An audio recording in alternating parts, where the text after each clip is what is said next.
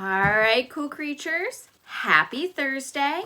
We are getting ready to start our chapter 7 of The Chocolate Touch. We last left John getting worried about the predicament he was in. So let's see what happens next.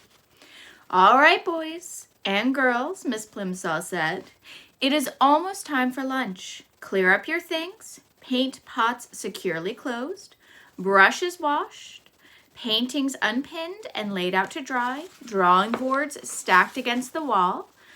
Ah, there's the bell. Front row first, Timothy leading, then Robin, in single file. Go. John, alone, walked slowly in the throng, hurrying along the corridors to the school cafeteria.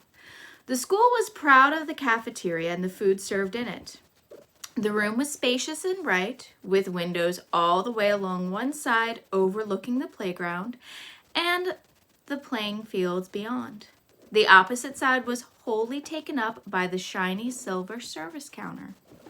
Several boys and girls were already settled at tables by the time John took his place in the line. Enviously, John noticed a boy at a nearby table suck at straws dipped in a milk bottle that was dull with frost. John could imagine the refreshing taste of cold, creamy milk. At another table, a group of girls were eating fat, red cherries. John could almost feel the firm fruit on his tongue and the pleasure of biting through the tart, juicy pulp. The cherries must taste good. They must be thirst-quenching. John unhappily took a tray from the pile and slid it along the rails in front of the top counter.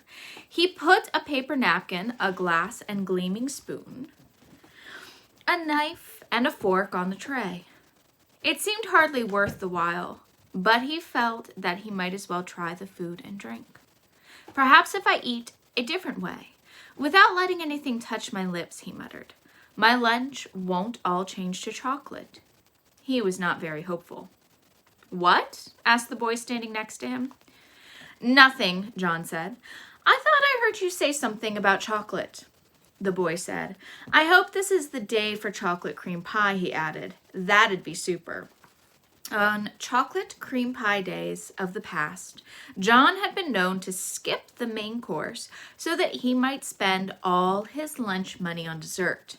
The thought of 4 pieces of chocolate cream pie now suddenly made his stomach feel as though he were on a roller coaster, an uneasy, flibberty-gibberty sensation. John shuddered. Okay, he commented, wrinkling up his nose. The other boy shrugged his shoulders and started to choose his meal. John took a plate of cold chicken and ham, potato chips, and a crisp, moist lettuce and tomato salad. The white of the chicken, the pink of the ham, the gold of the potatoes, the pale green of the lettuce, and the red of the tomatoes looked delicious. He also took half a pint of milk, a thick crusted whole wheat roll, and a cool pat of butter, a tumbler of water with ice cubes clinking against the glass, and a dish of fresh fruit, slices of orange and grapefruit and banana and grapes. John's tray was loaded with just the sort of meal his mother was always trying to persuade him to eat. Until today, John had always thought it was pretty dull to eat sensible things, when there were sweeter food and drink to be had. Today, however, the sensible things looked most appetizing, and his mouth began to water in its new, sticky way. John paid for the lunch with the money his mother had given him, went to an empty table and sat down. His fingers trembling slightly with eagerness, he cut a slice of lettuce. His fork went through the leaves with a promising crunch. There we have a picture of John, a little worried about his lunch. Let's see what happens. He stuck the prongs of the fork into a mouth-sized piece of lettuce and carefully inserted it into his mouth. The lettuce didn't touch his wide-stretched lips, and John's teeth came together in crisp layers of sweet chocolate.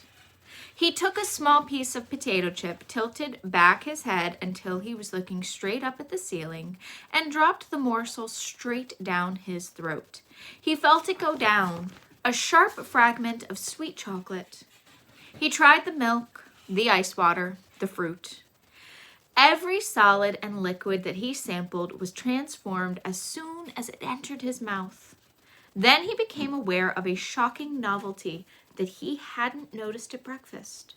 At the rim of each glass, there was a small semicircle of opaque brown.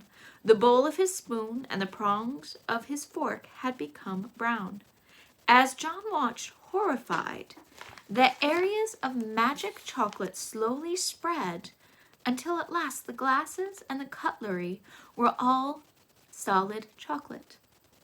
The trouble was unquestionably growing worse. John's scalp tightened with fear. What am I going to do? He asked himself miserably. Oh dear, what is going to happen to me? Leaving his tray of chocolate food and drink and utensils, John stumbled away from the cafeteria and out to the playground. Well, he is definitely getting more trouble than he thought he was going to. All right, cool creatures, I love you dearly. We will be back tomorrow for chapter 8, and I'll see you soon.